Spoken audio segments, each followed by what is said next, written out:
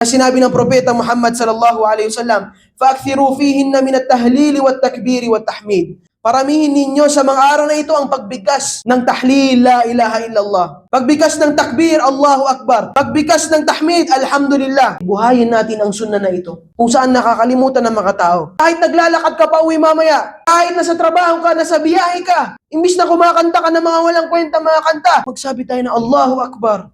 La ilaha illallah.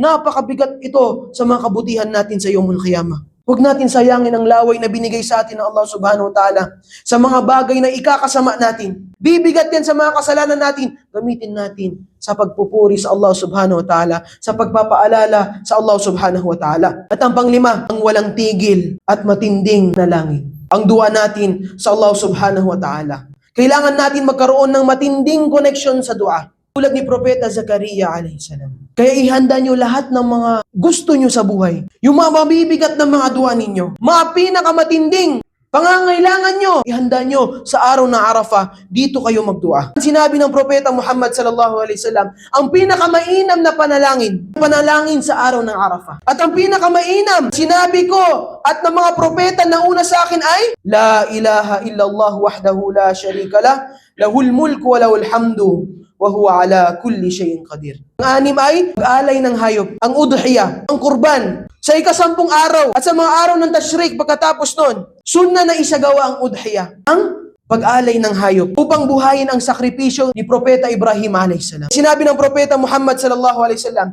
kapag pumasok na ang 10 araw at isa sa inyo ay nagnanais mag-alay ng sakripisyo, huwag siyang kukuha ng anuman mula sa kanyang buhok at sa kanyang kuko. Yung mga tao nagsasagawa ng Hajj, bawal din sa kanila. Gawin ito. Nakukuha sila mula sa kanilang buhok at kukuha sila mula sa kanilang kuko. Ang dalil dito, tayo ay makibahagi kahit papaano sa mga taong nag-Hajj. Mga taong nagsasagawa ng Hajj upang tayo rin ay makatanggap ng buong kapatawaran ng Allah subhanahu wa ta'ala.